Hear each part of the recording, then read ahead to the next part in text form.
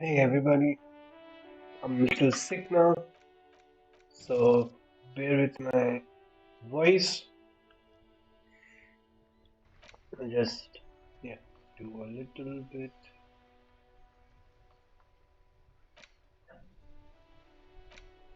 Yes.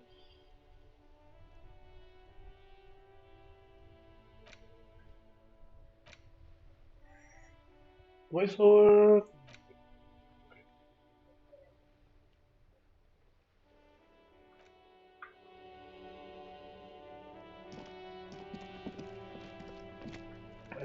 I'll reduce them a little bit more, maybe because.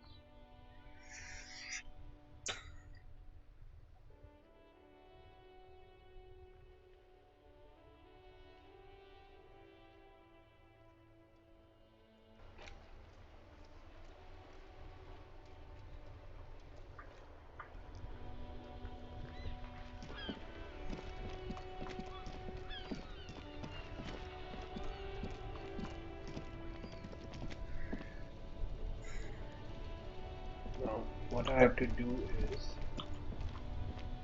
okay. hmm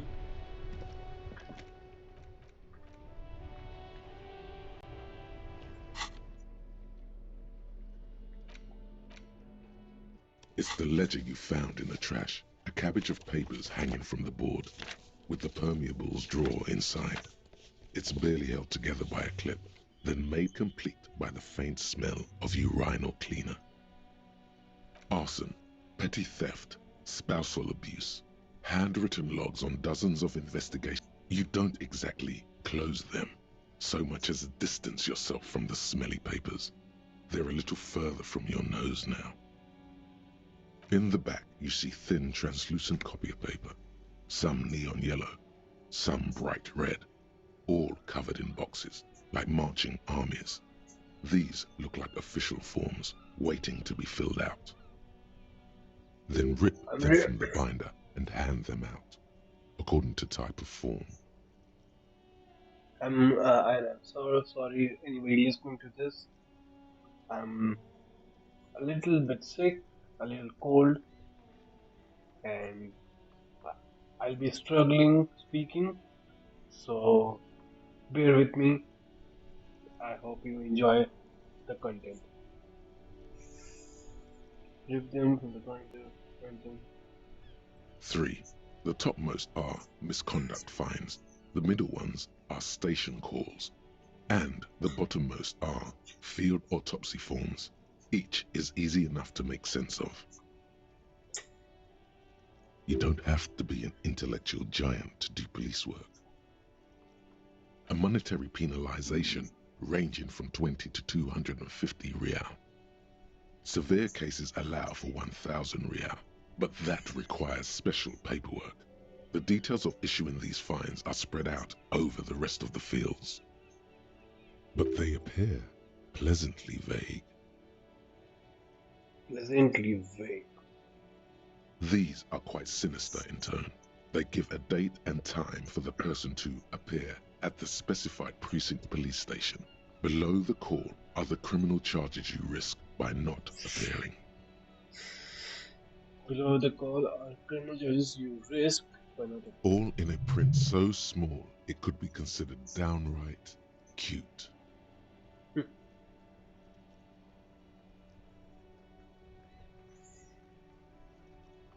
A dozen pages of thin copy paper, bright red in color. You see the parameters of a deceased human form waiting to be filled in.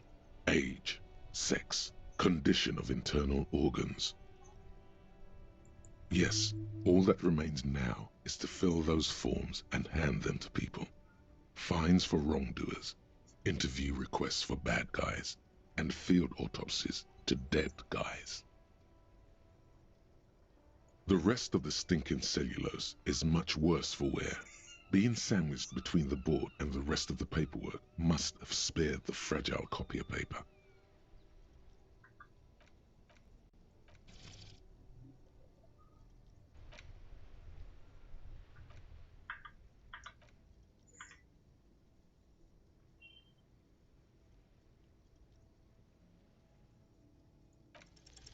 Yes, you can piece them together using the alphanumeric code on the margin. It always begins with HDB41, then date of initialization and time of arrival on the scene, followed by the title. For example, HDB 41120111700, the next world mural.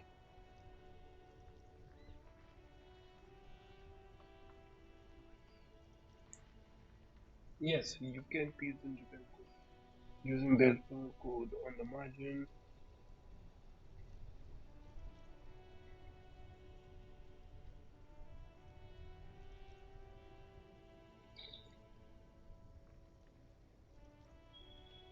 Why, yes, your precinct number is 41. Every last alphanumeric in the files begins with it. And these are your case files. It's safe to say HDB are your initials. Every last alphabet in the file begins. That is improbable. It takes about half an hour to piece one together using the system you've devised. Where do you want to start?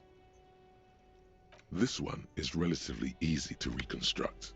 Overnight on 1202, a graffito, nay, a mural, appears on an 8-story tenement overlooking central Jamrock. The building is a sparsely inhabited ghost tower, part of a failed real estate development called Grand Couronne. Cause of failure: rent too high. The mural is enormous. 2 silhouettes, a man and a woman, are kissing. The text cut into their form reads, "True love is possible only in the next world. For new people, it is too late for us. Wreak havoc on the middle class." People call it that thing and that fucking thing. It's visible for miles. In 2 days, the station's complaints desk gets clogged with requests to remove the bummer. You and your partner are assigned to the case.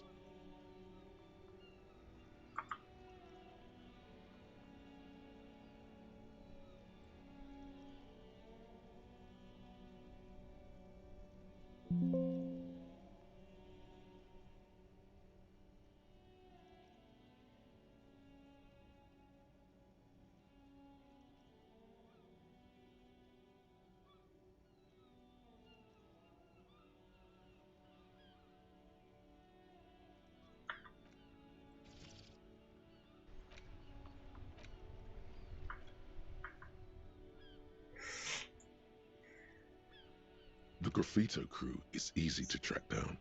Only the lecturers have the literage of industrial paint to cover the surface. One of the graffito artists is rumored to be rich. They take responsibility for the execution, but not the design. The ideologue of the next world mural, as the crew calls it, remains an unknown.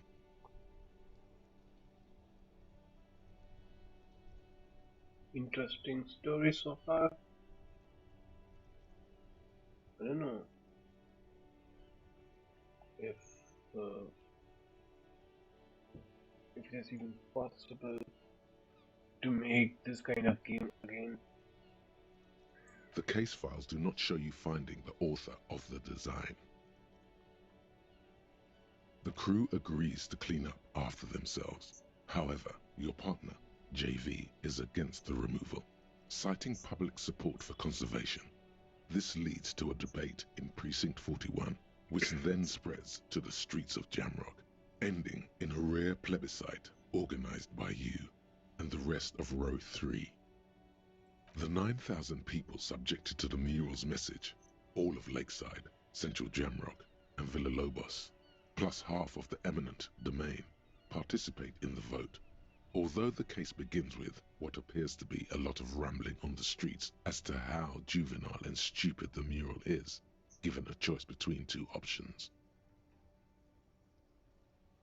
A staggering 78% of voters choose to keep it. Turns out the opposition were a loud minority. And that love truly is possible in the next world for new people. And it is too late for us.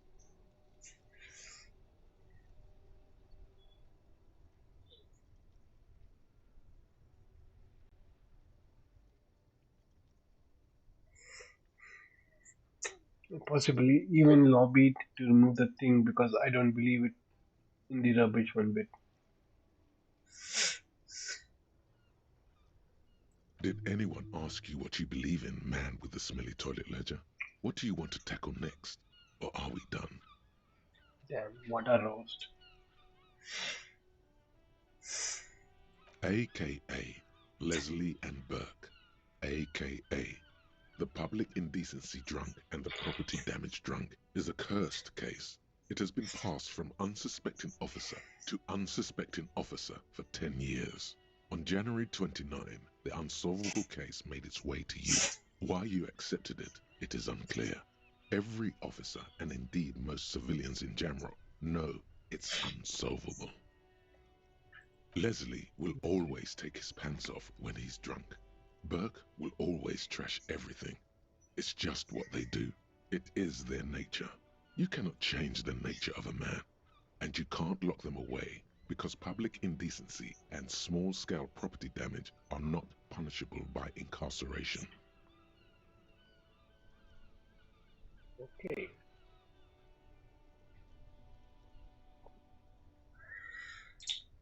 So,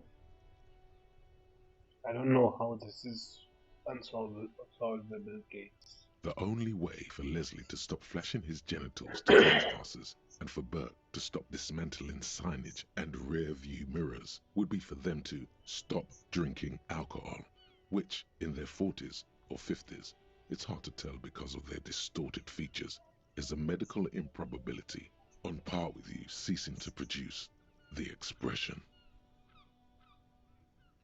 Could you just keep them off the streets? You would think that, but you're wrong. Where's the fun in exposing your genitals or breaking stuff in your own home? No, Leslie and Burke are on the corner of Main Street and Perdition, because that's where the action is. Can you keep yourself off the streets? Threatening fines, dragging them to the station, locking them up in the hellholes they live in, locking them up in the station, hypnotherapy, even trying to get the local gang of Zemyaki to take them out. The Zemyaki gave them ethanol, so Burke and Leslie would expose and rampage even harder. You tried it all, and still the complaints wouldn't stop, as they hadn't stopped for 10 years.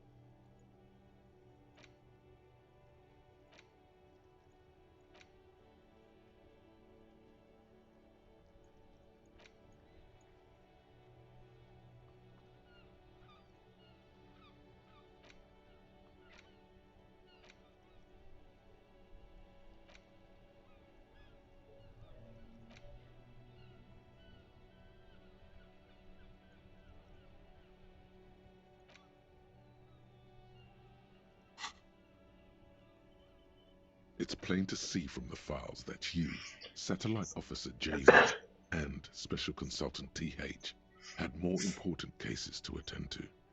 You uncover cross-reference to several ongoing investigations, each brought to a standstill every time you drive down Main Street. Because there they are, on the corner of Perdition. And what is Leslie doing? Property damage.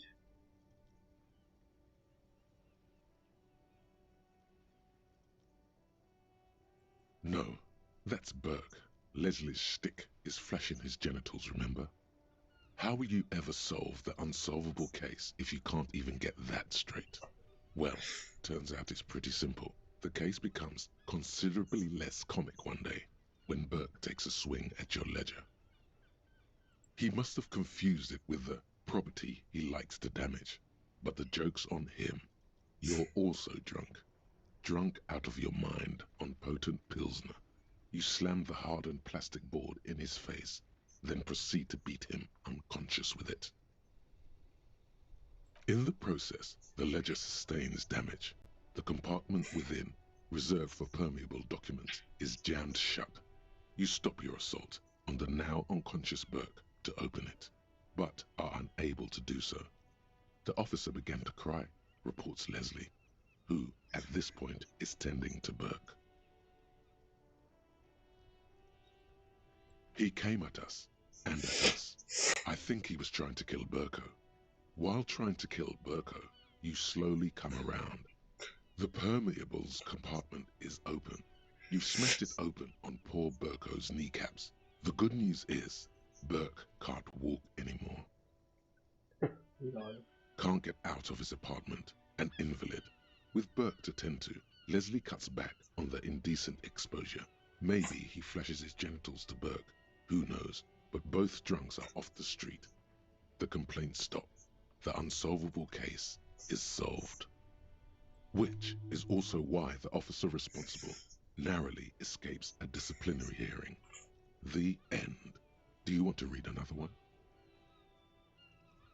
It would be very interesting to read about these, wouldn't it? I mean, there seems to be a square-shaped entry wound in the victim's forehead. She's been sitting there for weeks, on her rocking chair, with a square hole in her skull, staring at the wall, her mouth agape. That's all you got. From the half hour you've spent piecing it together, all you know is the entry wound was square-shaped. You never found the bullet. And then another body showed up, also with a square hole in his forehead. A sequence killer. Who knows? Those pages are missing. What next? One day you may still catch the man with the square gun.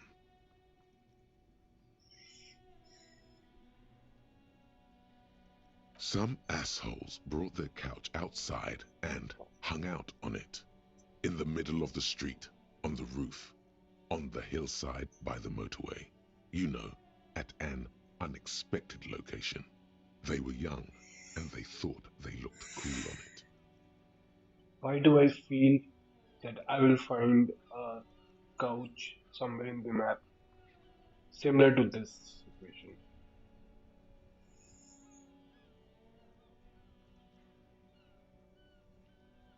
Yes, as you said here, total assholes. Young people are the worst. So anyway, you got a complaint about the damn sofa, or couch, or whatever it was. They were leaving it out in all these unexpected and whimsical locations. They took it to where they also took photos of themselves on it, and smoked cigarettes, and drank coffee because they felt it's intellectual. Cigarette butts, coffee cups, stupid couch. You had to clean it all up, and you did. So congratulations to you. Case solved. Did I ever catch those guys? No, you didn't have time for that. These notes show that you have what is called a real goddamn job. You don't have time to be chasing down the couch assholes. You have a real job to do. What next? Murder. Tum tum tum. At the hookah parlor was a case originally assigned to an officer called Joseph Mills, who is now dead, of circumstances completely unconnected to murder at the hookah parlor. Wait, how? Beaten to death by a throng of Villalobos gang members when him and his partner JM, only initials mentioned, answered a call one night. It's a sad story, and it isn't really represented in your case files. Stop stalling and get to the murder at the hookah parlor. Right on with the mother. Right on with the mother. Joseph Mills was on this case that he just couldn't solve. Was doing it solo. Said it was a real nutcracker, a real brain twister. Was on it for, like, a month. The captain got impatient. Shit or get off the pot, Mills.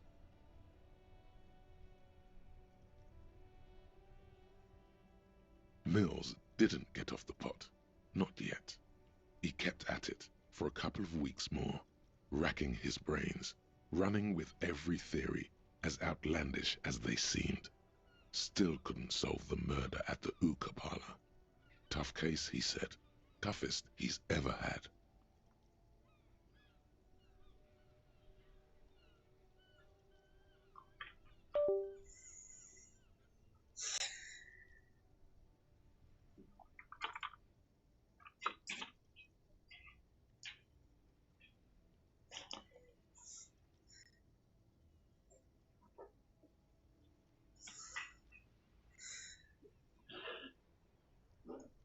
Hmm.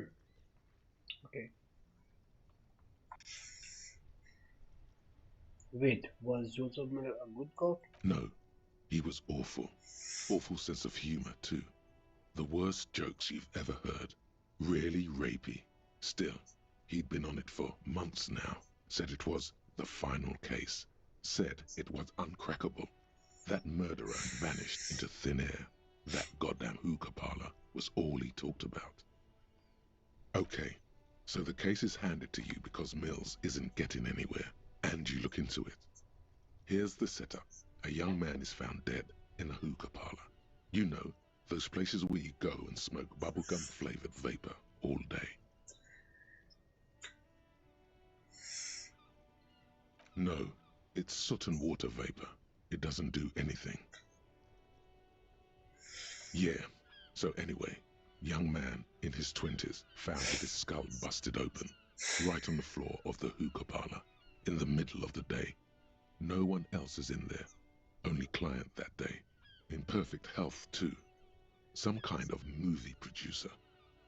No one enters, no one exits. He's just sucking on his watermelon hookah all morning, all noon, like he usually does. He's a regular. No calls, nothing. Just sucking on the hookah until 15:45. Then bam, he's dead on the floor with his skull busted open, blood everywhere. What happened? How can it be?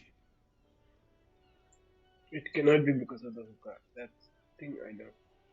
He could have killed himself, but that also not. That too is also not a possibility. Mills has no idea. Invisible assassin. Movie deal gone sour. Girl at the counter did it. Nothing fits. Eerie. Man just dropped dead. So you go to the parlor. You see cushions around the table. Tables low, heavy, really sharp edge.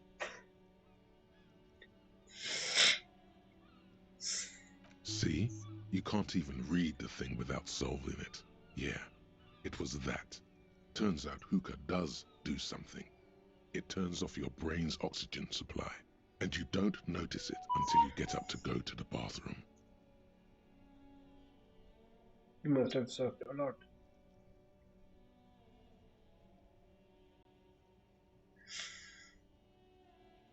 Yeah, he liked his hookah. Stephen was his name. Smoking hookah.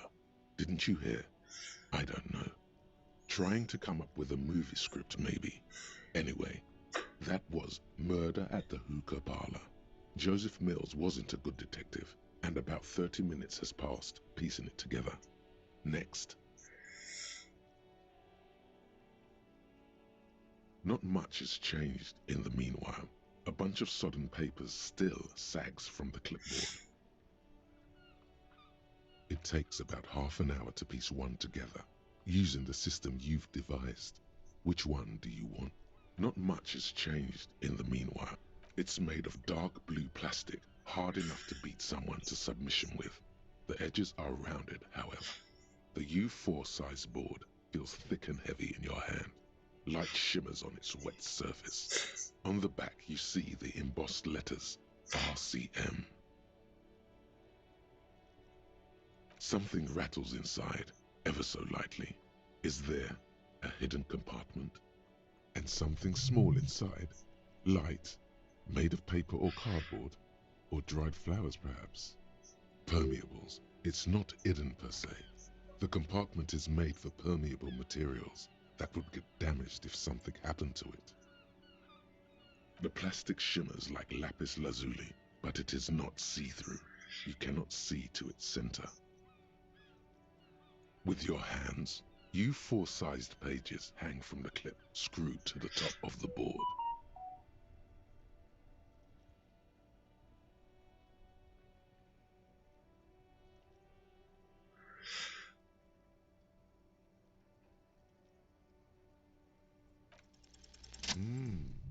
The two sides of the board appear slightly misaligned, like a drawer that's come off its slides.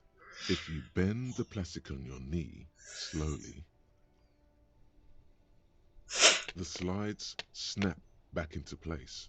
It should be possible to just, you know.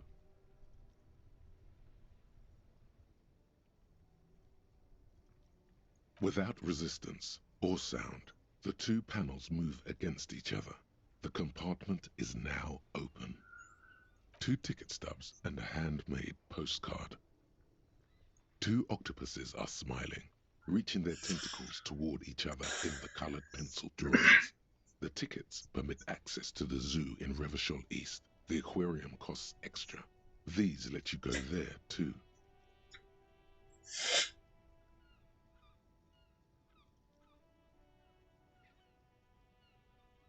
Thin wax paper has been glued to a piece of cardboard. Sounds like leaves rustling when you pick it up. You see violet flowers, floral patterns, patches of glue. It smells of chewing gum, apricot flavored. A touch of cinnamon, the end of summer. You think the label says tutti frutti.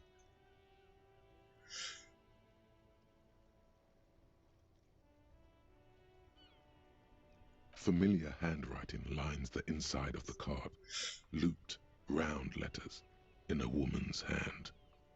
A young woman in her 20s. There is care, effort, and a smile, you think. Although that is not something you can read from someone's handwriting. Harry, it begins. You're already reading. I wanted to write you a letter so you can read it when you wake up. Maybe it will make you happy. Throw it away, please.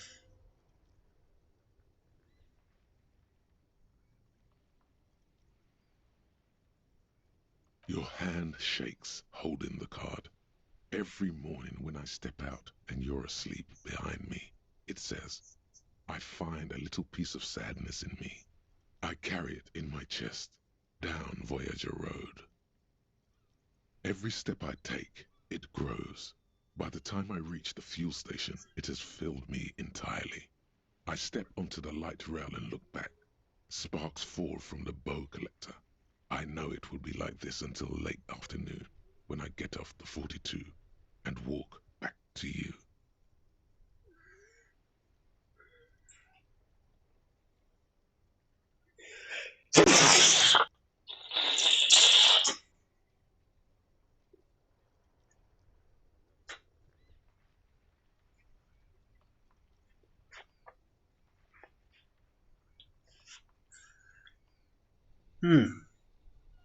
I feel like something bad will happen over here.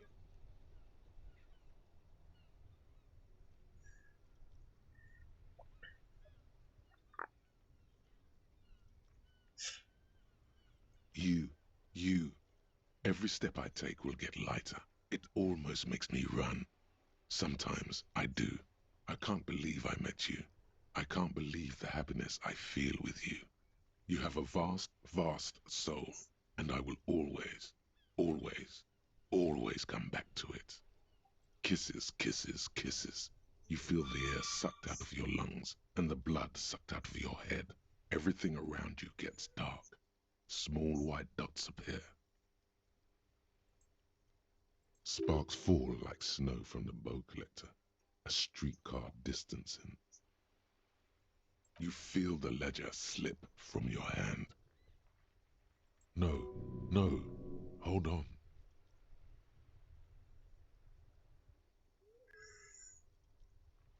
To what? There's nothing. Detective, is everything all right?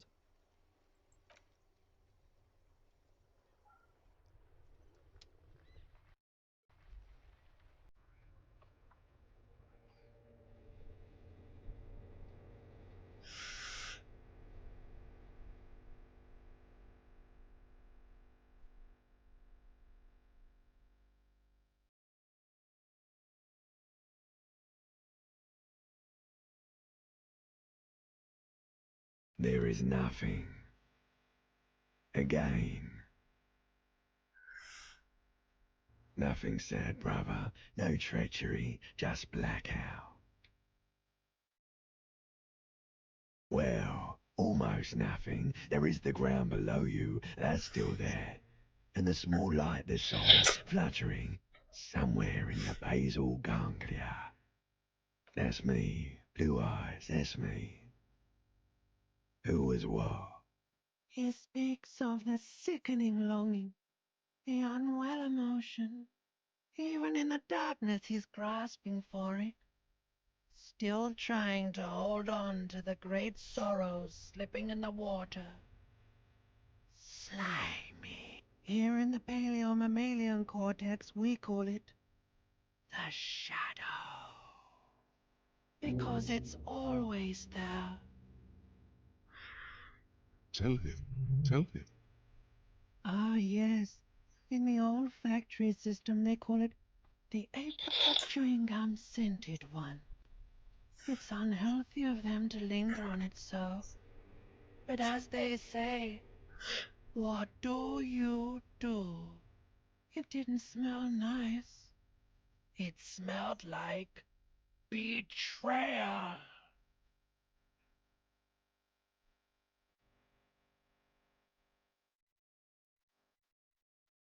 Bloated corpse of the past resurfacing.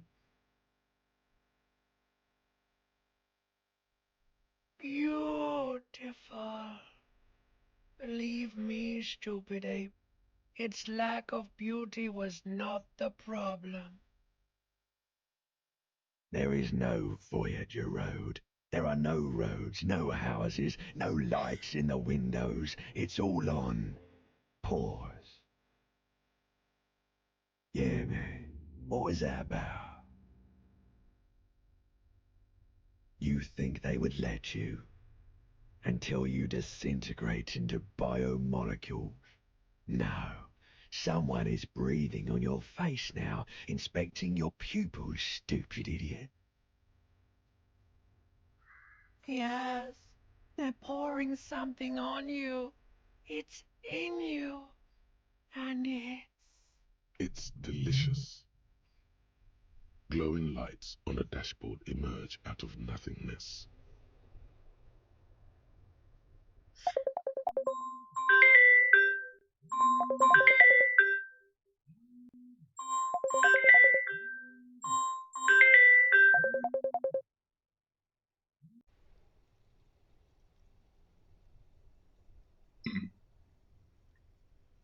In the upholstered cabin of Lieutenant Kitsuragi's motor carriage, seated in the driver's basket, the air is thick with leatherworks and heavy fuel oil. Cold water runs down your chin. Drink. Water.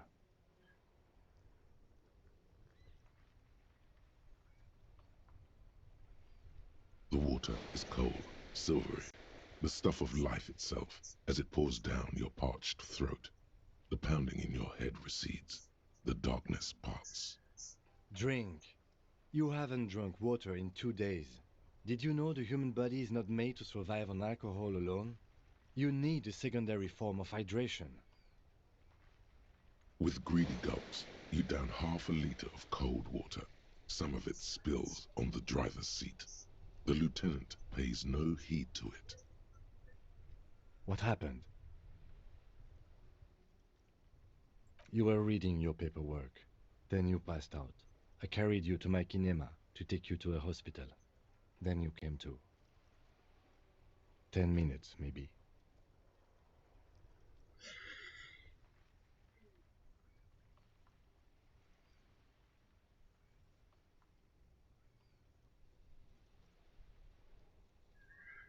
That does sometimes happen.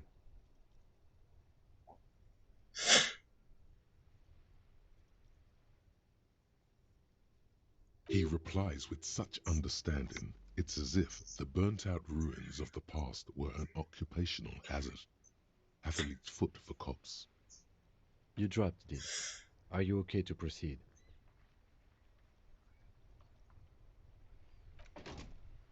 Good. The Ledger of Failure and Hatred is a special item that can be used both as an interactable and a tool equipped in your held slot for skill bonuses. Find it under the Tools tab in your inventory.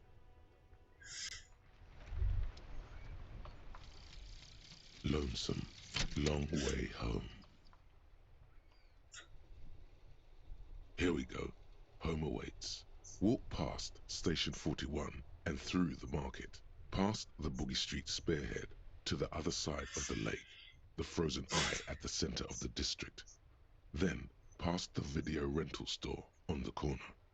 There, at the end of a street lined with pine trees, a small house no larger than a matchbox. 11 Voyager Road. You no longer live there. Those times are gone. And so are those people. Why did you come here? Why are you still here? And where's the dealer? You have to get back to work. That's all you have now.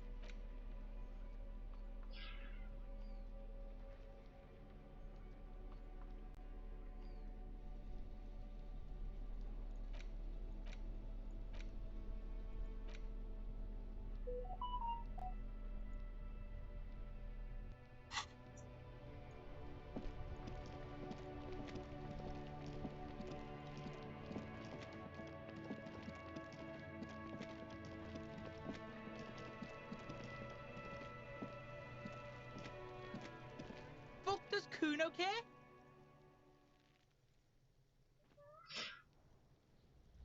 Kuno doesn't fucking care.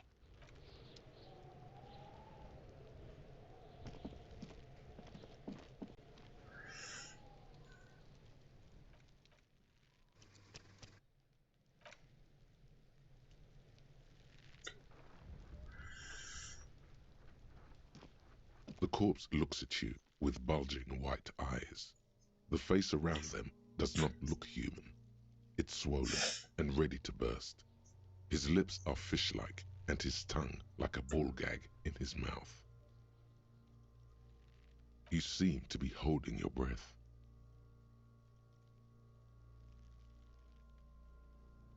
A cargo belt twists his neck at an unnatural angle. The body below appears stiff. It's letting out an ungodly rot.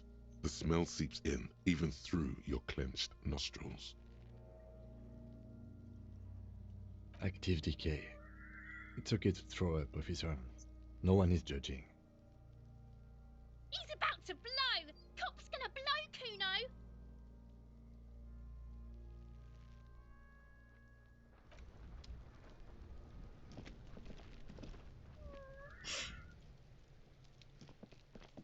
There he still is, looking right through you with his white eyes.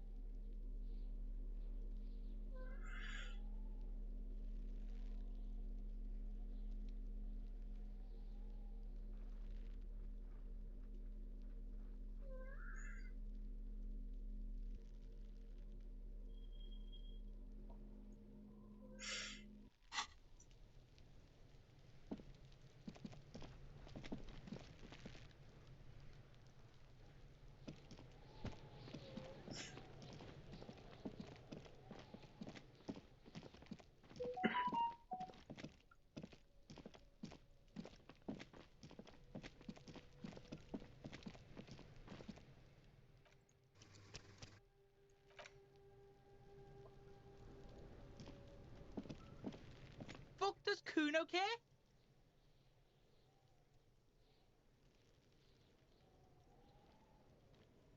Kuno doesn't fuck.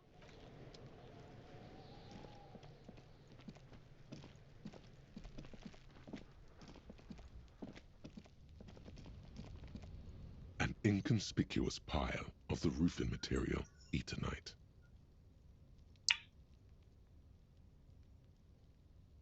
It's nothing. Someone just left some roofing material slanted against an old shack. Glad you asked.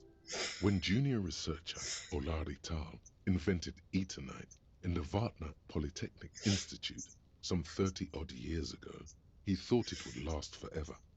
Hence the name, Eternite. Sadly, the only lasting thing turned out to be the material's highly carcinogenic effect.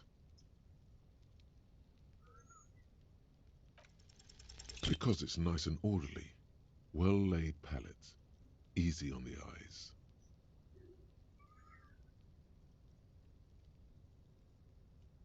Rhythmic pattern calms your mind. Mammals like this stuff.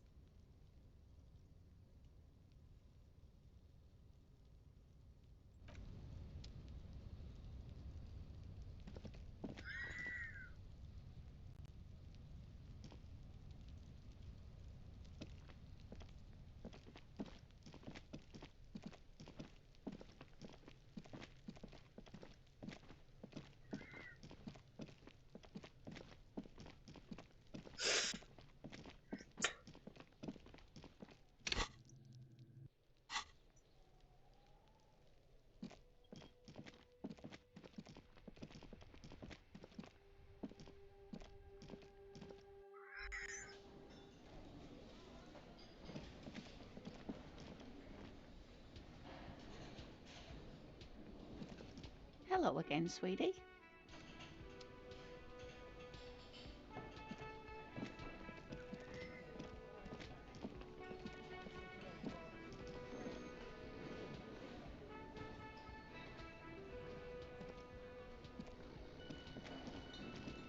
The worker is in a deep slumber.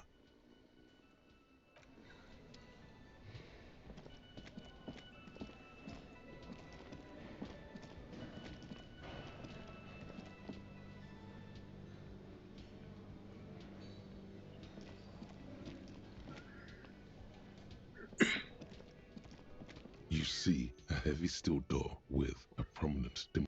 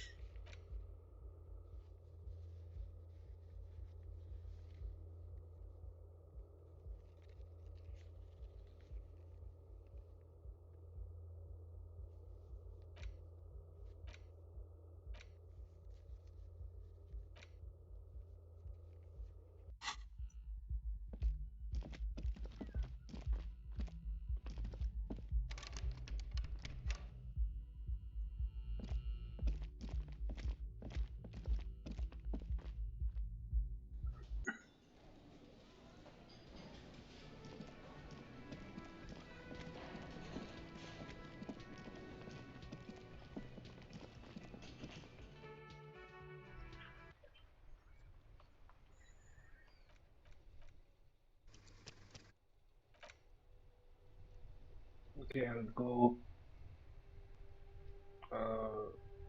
That's it for now, and we'll continue the series again. I'm not feeling good, so see you next time. And I hope you are enjoying this game. Uh, and I'm again really sorry for the my voice and my low energy right now. Hope you have a good time.